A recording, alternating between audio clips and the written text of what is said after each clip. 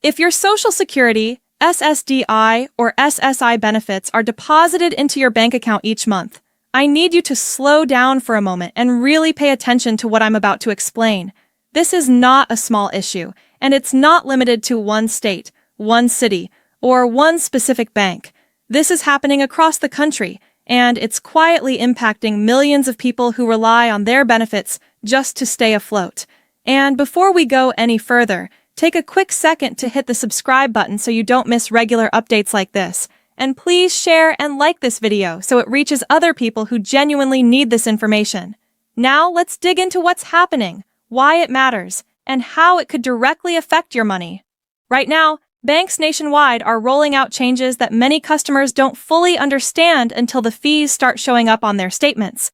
These changes are often buried in fine print, mailed notices that look like junk, or online messages most people skip over. But even though they may seem minor on the surface, they can slowly drain your account if you're not paying attention. And when you're living on a fixed income, every single dollar matters. I want to break this down clearly and calmly so you know exactly what's going on. We're going to talk about what banks are changing, why they're doing it, who is being hit the hardest, and most importantly, what you can do right now to protect yourself and your benefits. This isn't about panic. It's about awareness and preparation. Let me ask you something first. How do you actually feel about your bank? Are you happy with them? Do you feel respected as a customer, or do you feel like they're constantly finding new ways to charge you fees? A lot of people have mixed experiences. Some accounts feel manageable, while others feel like a constant source of frustration. And once Social Security or disability benefits are set up for direct deposit, most people don't want to touch anything. You set it once, you rely on it, and you leave it alone. But the reality is, banks are now forcing people to pay attention, whether they want to or not. One of the biggest changes happening right now is the slow elimination of free checking and free savings accounts. For years, banks offered these accounts as a standard option. Now, many of those same accounts are being converted into paid accounts. That means monthly maintenance fees of $5, $10, $15, sometimes even $20 or more, just to keep your own money in the bank. For someone with a large balance, that fee might feel like an inconvenience. But for someone receiving Social Security, SSI, or SSDI, it can be a serious burden. If your account balance stays low because you actually use your benefits to live, those fees hurt immediately. Paying $10 a month to maintain an account with $50 or $100 in it makes absolutely no sense. Yet that's exactly what many beneficiaries are being pushed into. Another major issue is minimum balance requirements. Many banks used to offer accounts with no minimum balance at all. That was ideal for people on fixed incomes. Now, banks are introducing minimum balance rules that require you to keep hundreds or even thousands of dollars in your account at all times. If your balance drops below that amount, you're charged a fee. Think about how unrealistic that is for someone receiving $900, $1,000, or $1,200 a month. You need that money for rent, food, utilities, and medications. You can't afford to leave large sums untouched just to satisfy a bank's rules. And if you do what you have to do to survive and spend your money, the bank penalizes you for it. Then there's the paper statement fee, which many people don't notice right away. Some banks now charge $3 to $5 every month just to mail a paper statement. When you break down the cost of paper, an envelope, and postage, it's clear these fees are designed to generate profit. If you prefer paper statements, that's your choice, but you should be aware of the cost. For many people, switching to electronic statements immediately removes this fee. On top of that, banks are quietly removing small perks that used to help seniors and benefit recipients, like slightly higher interest rates or special account benefits. On paper, those perks may not look like much, but for someone with limited income, every advantage counts. Losing even a small benefit adds up over time.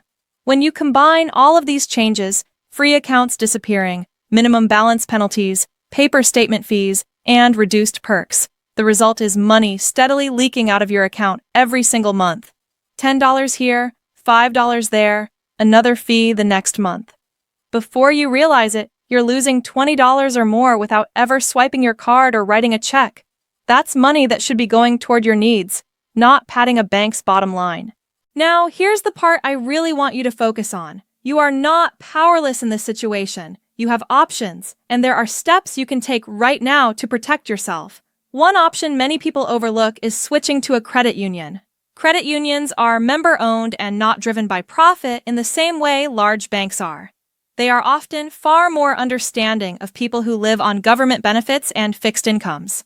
Many credit unions still offer truly free checking accounts with no minimum balance and no monthly fees. It's worth taking the time to call credit unions in your area and ask specifically about accounts for benefit recipients or seniors. Another option is using a prepaid debit account designed specifically for federal benefit recipients. These accounts typically come with no credit checks, no minimum balance requirements, and no monthly maintenance fees. They are designed for people whose primary or only income comes from benefits, and for many, they provide peace of mind and predictability. You should also review your current bank account immediately. Call your bank and ask very direct questions. Is your account being converted into a paid account? Are there new minimum balance requirements? What fees are you currently being charged each month? Are there any free account options still available for people receiving Social Security or disability benefits? Take notes, including the date and the name of the person you spoke with. If you haven't already, opt out of paper statements. Switching to electronic statements is usually free, fast, and removes one more unnecessary monthly charge. Set up balance alerts if your bank offers them.